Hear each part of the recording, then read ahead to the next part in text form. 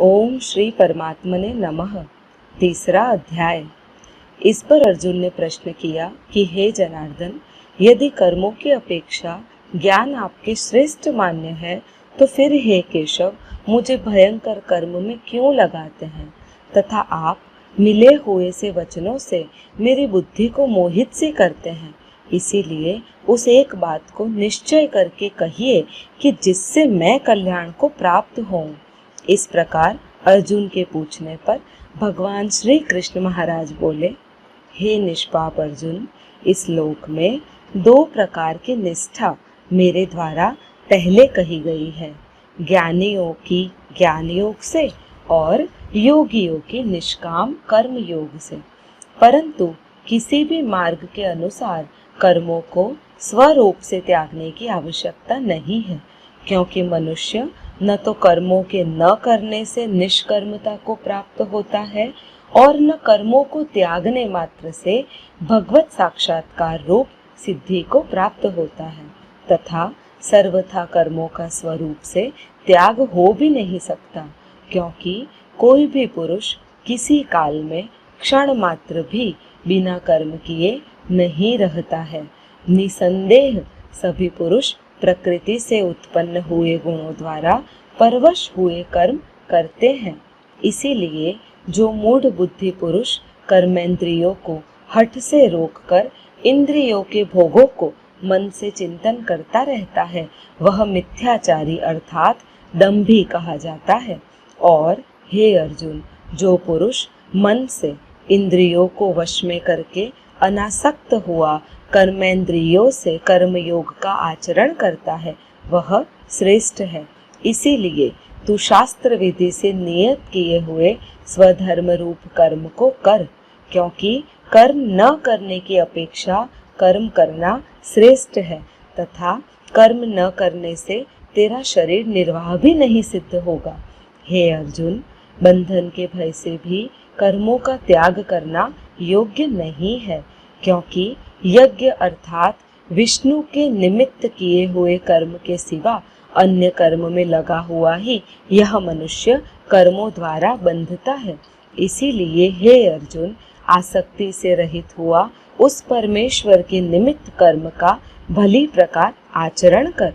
कर्म न करने से तू पाप को भी प्राप्त होगा, क्योंकि प्रजापति ब्रह्मा ने कल्प के आदि में यज्ञ सहित प्रजा को रचकर कहा कि इस यज्ञ द्वारा तुम लोग वृद्धि को प्राप्त हो और यह यज्ञ तुम लोगों को इच्छित कामनाओं को देने वाला होवे, तथा तुम लोग इस यज्ञ द्वारा देवताओं की उन्नति करो और वे देवता लोग तुम लोगों की उन्नति करें। इस प्रकार आपस में कर्तव्य समझकर उन्नति करते हुए परम कल्याण को प्राप्त होवोगे, तथा यज्ञ द्वारा बढ़ाए हुए देवता लोग तुम्हारे लिए बिना मांगे ही प्रिय भोगों को देंगे। उनके द्वारा दिए हुए भोगों को जो पुरुष इनके लिए बिना दिए ही भोगता है, वह निश्चय ही चोर है। कारण कि यज्ञ से शेष बचे हुए अन्न को खाने वाले श्रेष्ठ पुरुष सब पापों से छूटते हैं, और जो पापी लोग अपने शरीर पोषक के लिए ही पकाते हैं, वे तो पाप को ही खाते हैं, क्योंकि संपूर्ण प्राणी अन्न से उत्पन्न होते हैं और अन्न की उत्पत्ति वृष्टि से होती है, तथा वृष्टि यज्ञ से होती है, और यह यज्ञ कर्मों से उत्पन्न होने वाला होता है, तथा उस कर्म को तू वेद से उत्पन्न हुआ जान, और वेद अविनाशी परमात्मा से उत्पन्न हुआ है। इससे सर्वव्यापी परम अक्षर परमात्मा सदा ही यज्ञ में प्रतिष्ठित है। हे पार्थ, जो पुरुष इस लोक में इस प्रकार चलाए हुए सृष्टि चक्र के अनुसार नहीं बरतता है, अर्थात शास्त्रानुसार कर्मों को नहीं करता है, वह इंद्रियों के सुख को भोगने वाला पापायु पुरुष व्यर्थ ही जीता है। परंतु जो मनुष्य आत्मा ही में प्रीति वाला और आत्मा ही में तृप्त तथा आत्मा में ही संतुष्ट होवे, उसके लिए कोई कर्तव्य नहीं है, क्योंकि इस संसार में उस पुरुष का किए जाने से भी कोई प्रयोजन नहीं है और न किए जाने से भी कोई प्रयोजन नहीं है, तथा इसका संपूर्ण भूतों में कुछ भी स्वार्थ का संबंध नहीं है, तो भी उसके द्वारा केवल लोक हितार्थ कर्म किए जाते हैं। इससे तू अनासक्त हुआ निरंतर कर्तव्य कर्म का अच्छी प्रकार आचरण कर, क्योंकि अनासक्त पुरुष कर्म करता हुआ परमात्मा को प्राप्त होता है। इस प्रकार जनक आदि ज्ञानी जन भी आसक्ति रहित कर्म द्वारा ही परम सिद्धि को प्राप्त हुए हैं।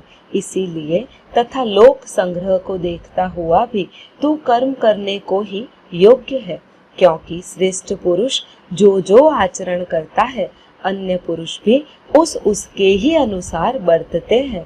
वह पुरुष जो कुछ प्रमाण कर देता है लोग भी उसी के अनुसार बरतते हैं। हे अर्जुन, यद्यपि मुझे तीनों लोकों में कुछ भी कर्तव्य नहीं है तथा किंचित भी प्राप्त होने योग्य वस्तु अप्राप्त नहीं है, तो भी मैं कर्म से ही बरतता हूँ, क्योंकि यदि मैं सावधान हुआ कदाचित कर्म में न बरतूं तो हे अर्जुन, सब प्रकार से मनुष्य मेरे बर्ताव के अनुसार बरतेंगे, अर्थात बरतने लग जाएंगे, तथा यदि मैं कर्म न करूं तो ये सब लोग भ्रष्ट हो जाएंगे और मैं वर्ण शंकर का करने वाला होऊं तथा इस सारी प्रजा का हवन करूं, अर्थात मारने वाला बनूं। इसीलिए हे भारत, कर्म में आसक्त हुए अज्ञानी जन जैसे कर्म करते हैं वैसे ही अनासक्त हुआ विद्वान भी लोक शिक्षा को चाहता हुआ कर्म करे। ज्ञानी पुरुष को चाहिए कि कर्मों में आसक्ति वाले अज्ञानियों को बुद्धि में भ्रम अर्थात कर्मों में अश्रद्धा उत्पन्न न करे, किंतु स्वयं परमात्मा के स्वरूप में स्थित हुआ और सब कर्मों को अच्छी प्रकार करता हुआ उनसे भी वैसे ही करावे। हे अर्जुन, वास्तव में संपूर्ण कर्म प्रकृति के गुणों द्वारा किए हुए हैं, तो भी अहंकार से मोहित हुए अंतःकरण वाला पुरुष मैं करता हूँ ऐसे मान लेता है।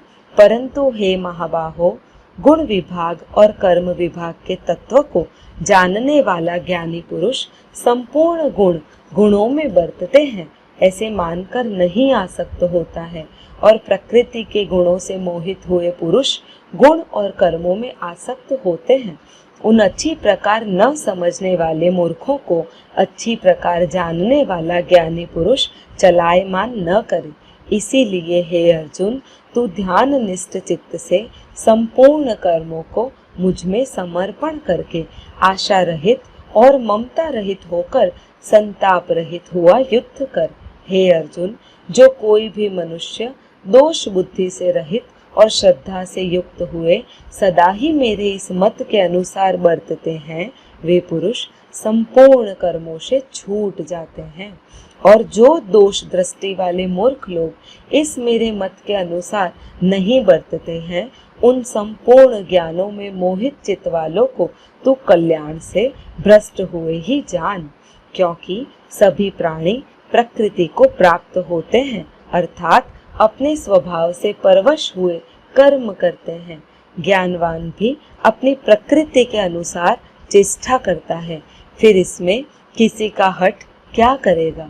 इसीलिए मनुष्य को चाहिए कि इंद्रिय के अर्थ में अर्थात सभी इंद्रियों के भोगों में स्थित जो राग और द्वेष है उन दोनों के वश में नहीं होवे, क्योंकि इसके वे दोनों ही कल्याण मार्ग में विघ्न करने वाले महान शत्रु हैं। इसीलिए इन दोनों को जीतकर सावधान हुआ स्वधर्म का आचरण करे, क्योंकि अच्छी प्रकार आचरण किए हुए दूसरे के धर्म से गुण रहित भी अपना धर्म अति उत्तम है। अपने धर्म में मरना भी कल्याणकारक है और दूसरे का धर्म भय को देने वाला है। इस पर अर्जुन ने पूछा कि हे कृष्ण, फिर यह पुरुष बलात् लगाए हुए को सदृश्य न चाहता हुआ भी किसी से प्रेरा हुआ पाप का आचरण क्यों करता है। इस प्रकार अर्जुन के पूछने पर श्री कृष्ण महाराज बोले, हे अर्जुन, रजोगुण से उत्पन्न हुआ यह काम ही क्रोध है। यही महाअशन अर्थात अग्नि से सदृश भागों से न तृप्त होने वाला और बड़ा पापी है। इस विषय में इसको ही तू वैरी जान। जैसे धुएं से अग्नि और मल से दर्पण ढका जाता है, वैसे ही जेर से गर्भ ढका हुआ होता है, वैसे ही उस काम के द्वारा यह ज्ञान ढका हुआ है। और हे अर्जुन, इस अग्नि सदृश न पूर्ण होने वाले काम रूप ज्ञानियों के नित्य वैरी से ज्ञान ढका हुआ है। इंद्रियां, मन और बुद्धि इस काम के वास स्थान कहे जाते हैं, और यह काम इन मन, बुद्धि और इंद्रियों द्वारा ही ज्ञान को आच्छादित करके इस जीवात्मा को मोहित करता है। इसीलिए हे अर्जुन, तू पहले इंद्रियों को वश में करके ज्ञान और विज्ञान के नाश करने वाले इस काम पापी को निश्चय पूर्वक मार। और यदि तू समझे कि इंद्रियों को रोककर काम रूप वैरी को मारने की मेरी शक्ति नहीं है, तो यह तेरी भूल है, क्योंकि इस शरीर से तो इंद्रियों को पर, श्रेष्ठ, बलवान और सूक्ष्म कहते हैं, और इंद्रियों से पर मन है, और मन से भी पर बुद्धि है, और जो बुद्धि से भी पर है वह आत्मा है। इस प्रकार बुद्धि से पर अर्थात सूक्ष्म तथा सब प्रकार बलवान और श्रेष्ठ अपने आत्मा को जानकर और बुद्धि के द्वारा मन को वश में करके, हे महाबाहो, अपनी शक्ति को समझकर इस दुर्जय काम रूप शत्रु को मार।